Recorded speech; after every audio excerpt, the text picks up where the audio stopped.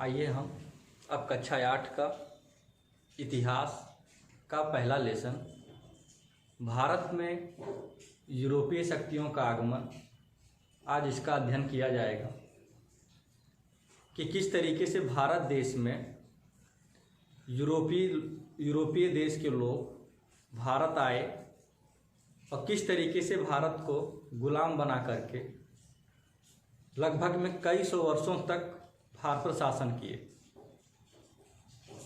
Europe एक महाद्वीप है और उस महाद्वीप से बहुत सारे देश भारत देश आए थे। तो सबसे पहले आए क्यों थे? यूरोप देश से जितने भी लोग आए थे भारत देश, उन सबका उद्देश्य था व्यापार करना। व्यापार करने के उद्देश्य से समस्त यूरोपीय देश के जो नागरिक थे, जो व्यापारी थे, भारत देश आए और धीरे धीरे बताया जाता है कि उनका पूरा व्यापार पर, भारतीय व्यापार पर उनका एकाधिकार हो जाता है और फिर धीरे धीरे वे राजनीतिक हस्तक्षेप करके पूरे भारत को अपने अधीन कर लेते हैं। अब कारण क्या था यूरोपियों का भारत में आगमन? तो इसके पीछे एक छोटी सी घटना है और वह घटना है कुस्तुनतुनिया की। कुस्तुनतुनिया जो है बेंजेंटाइन साम्राज्य,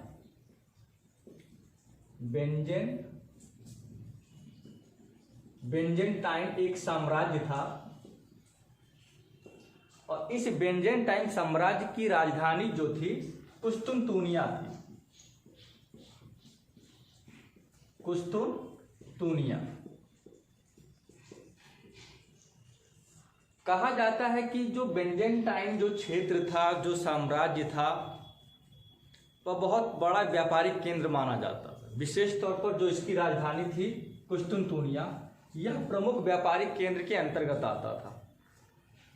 लेकिन कहा जाता है कि एक समय ऐसा आता है कि जब लोग अपने धर्म का प्रचार प्रसार कर रहे थे और वह प्रचार प्रसार का एक ऐसा माध्यम था जिसमें कि लोग जबरन तरीके से लड़ाई झगड़ा करके लोग अपने धर्म का प्रसार करवाते थे और जबरदस्ती उनके ऊपर अपने धर्म को थोपने का प्रयास करते थे।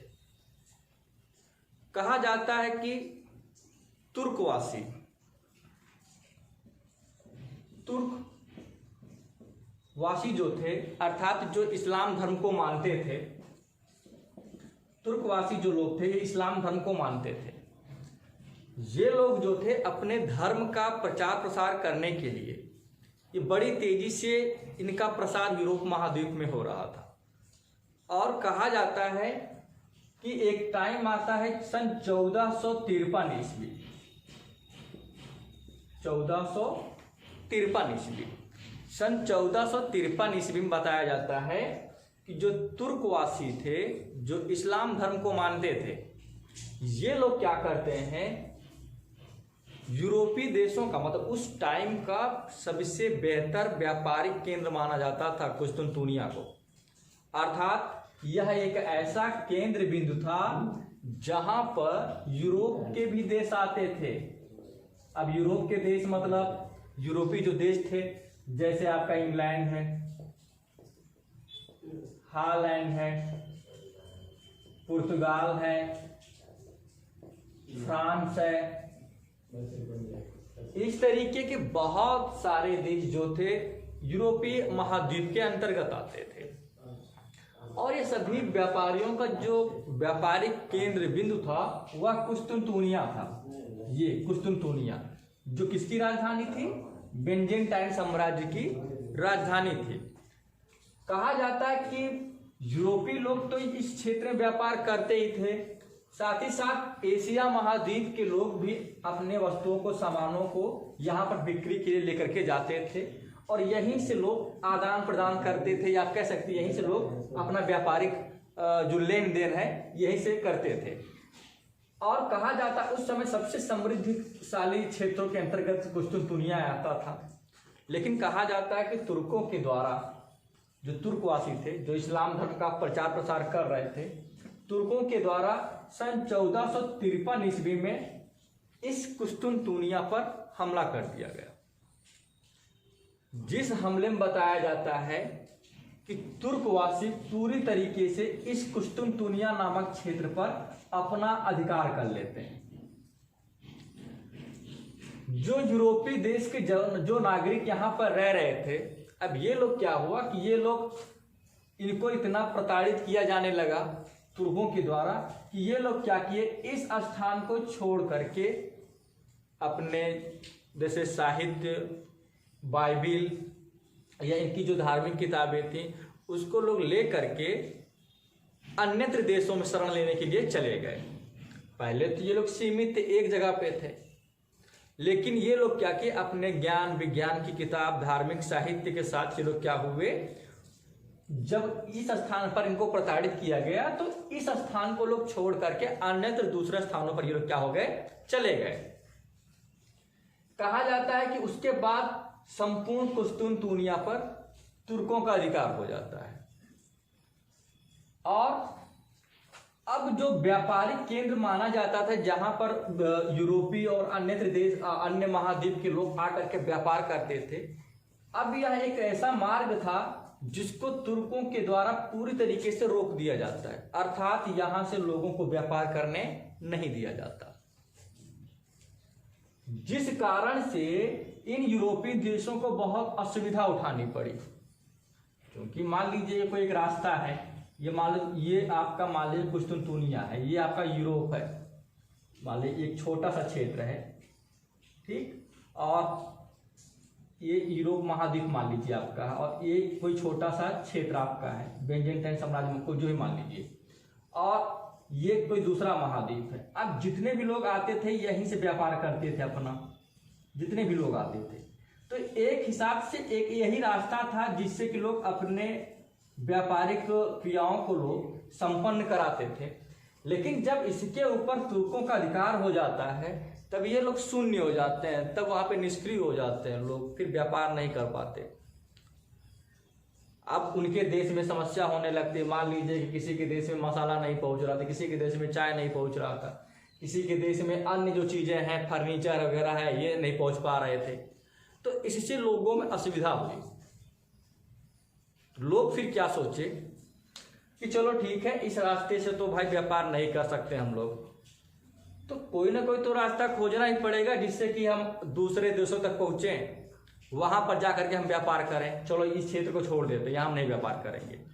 तो ये लोग क्या किए, इंग्लैंड, हॉलैंड, पुर्तगाल, फ्रांस, जितने भी देश थे, चूंकि उस समय राजतंत्रात्मक व्यवस्थाएं चल रही थी, भाई 1453 की बात हम बता रहे हैं, तो उस समय इन देशों में राजतंत्रात्मक व्यवस्थाएं चल रही थी। चूंकि 1600 ईस्वी में क्रांति हुई थी इंग्लैंड के अंतर्गत, सब पहली क्रांति मानी जाती है। आपका फ्रांस में 1789 में क्रांति हुई थी। तो इसका मतलब कि उस समय वहां पर राजशाही व्यवस्थाएं चलती थी, राजतंत्रात्मक व्यवस्थाएं थी। अब ये लोग, राजा लोग सोचे कि क्या किया जाए, कैसे व्यापारिक गतिविधियां फिर से शुरू हों, क्योंकि ये यहाँ पे शुरुआत करने नहीं दे रहे थे सब। तो ये लोग, इनके दिमाग में आया कि ऐसा करते हैं कि अपने अपने देशों में लोग, जो यूरोपीय कंट्रीज थी, जो कि संपन्न थे, शुरू से ही वे काफी संपन्न माने जाते थे, और ये लोग क्या किए कि अपने अपने देशों में घोषणा कर दिए कि जो भी अन्यत्र देशों की खोज कर लेगा, अन्यत्र देश मतलब कि जहां पर इनकी आवश्यकताओं वाली वस्तु में क्या है, मिल सके, उन देशों की अगर कोई खोज कर देगा तो उसको ढेर सारा इनाम जो है दिया जाएगा।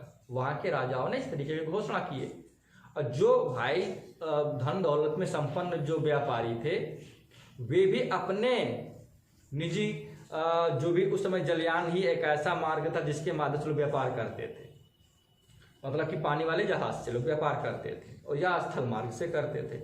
लेकिन उस दौरान क्या था, जो जलयान जो मार्ग था, उस जलयान मार्ग की उतनी बेहतर तकनीक उस समय में नहीं थी।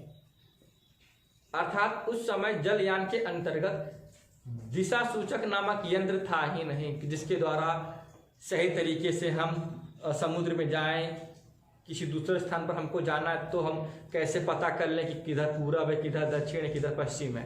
तो उस समय दिशा सूचक यंत्र नहीं था।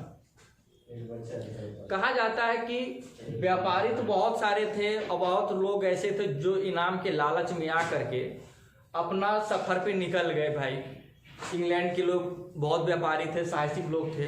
अब क्योंकि आपको पता है समूचा विश्व जो है लगभग में 1/3 जो क्षेत्र आपका है पूरा पानी पानी है, और जितने महाद्वीप है लगभग में सब एक दूसरे से अलग हैं, किसी न किसी समुद्र के टच में है या महासागरों के टच में है। कहा जाता है उसी तरीके से जो आपका पूरा महाद्वीप था उस समय में, एशिया महाद्वीप विशेष तौर पर अमेरिका महाद्वीप था आपका, उत्तरी अमेरिका महाद्वीप, तो बहुत सारे ऐसे नाविक थे जो सफर पर निकल गए कि हमको अन्यत्र देशों की खोज करना है और वहाँ से जो भी आवश्यक चीज़ हमको मिलती है वह हमको अपने देश में ला करके बेचना है, क्योंकि व्यापार ही करना उनका मेन उद्देश्य था। ये तो लोग निकल गए भाई व्यापार करने के लिए, बहुत लोग निकले अपने अपना बेड़ा लेकर के, जहाजी बेड़ा था, जहाजी बेड़ा लेकर के लोग चल दिए।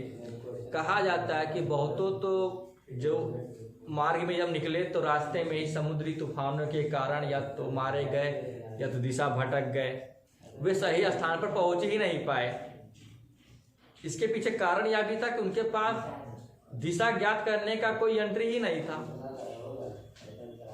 कहा जाता है कि उसी दौरान, उसी खोज के दौरान 2 प्रमुख यात्री थे जो कक्षायाडी किताब में आपको दिया है। 2 प्रमुख यात्री थे, एक का नाम था कोलंबस और एक का नाम था वास्को डी गामा। अब जब इसमें सभी लोग निकल गए बेटा खोज में, तो विशेष तौर पर हम लोग इसमें देखते हैं कि जो किताब में दिया है आपके, एक कोलंबस है और एक क्या हम बताएं, वास्को डी गामा। तो पहले कोलंबस के बारे में देखते हैं। ये एक नाविक था कोलंबस, स्पेन का निवासी था जो आपका था कोलंबस। यह यूरोपीय देश से निकला, अपने राजा से सहायता लेकर के अपने लाव लश्कर के साथ में जहाजी बेड़ा तैयार किया, क्योंकि इसका पहले यही माना जाता था, इसका उद्देश्य था एशिया महाद्वीप में आना। लेकिन किसी कारण में बताया जाता है कि जो कोलंबस था वह जब सफर पे निकला तो वह दिशा भटक गया और वह पहुंच जाता है अमेरिका, उत्तरी अमेरिका, अर्थात यह अमेरिका पहुंच जाता है। और वह सन आपका जो था 1492 ईस्वी में। कोलंबस जो था स्पेन का निवासी था और भटकते भटकते कहां पहुंच जाता है, अमेरिका, और 1492 ईस्वी यहां पहुंचता है।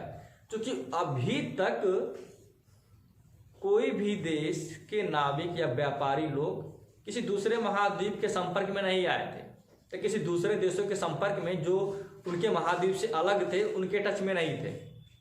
कहा जाता है कि जब कोलंबस अमेरिका पहुंच जाता है तो इससे क्या होता है, जो यूरोपीय देश थे अब उनका अमेरिका देश के अंतर्गत आवागमन जो होता है सुलभ हो जाता है, उनको ज्ञात हो जाता है किस तरीके से हम अमेरिका पहुंच सकते हैं। वह समुद्री रास्ता की खोज जो होता है कोलंबस के द्वारा कर दी जाती है। और यहीं पर हमारा एक प्रश्न भी आ जाता है कि जो किताब में जैसे दिया है कि कोलंबस जो है सबसे पहले अमेरिका पहुंचा 1492 ईस्वी में। इसीलिए कहा जाता है कभी कभी कि अमेरिका की खोज करने वाला जो व्यक्ति था वह कौन था, तो कोलंबस था। अमेरिका की खोज 1492 ईस्वी में। और कहा जाता है कि जब कोलंबस अमेरिका पहुंचा तो वहां के जो निवासी थे अमेरिका के, उनको रेड इंडियन करके कह करके संबोधित किया था। अर्थात वहां के निवासियों को इसके द्वारा रेड इंडियन कहा गया। अमेरिका के जो निवासी थे रेड इंडियन कह के उनको संबोधित किया बेटा। तो कोलंबस स्पेन का निवासी था। किस देश की खोज किया, अमेरिका की। किस सन में, 1492 92 ईस्वी में। और वहां के निवासी किसने क्या कहा? Red Indian. अब यहां पर क्या हुआ बेटा कि अमेरिका का यूरोपीय देशों से लगाव हो गया, मतलब कि एक सुगम रास्ता क्या होता है इनका मिल जाता है और आसानी से आवागमन अपना करते रहते हैं।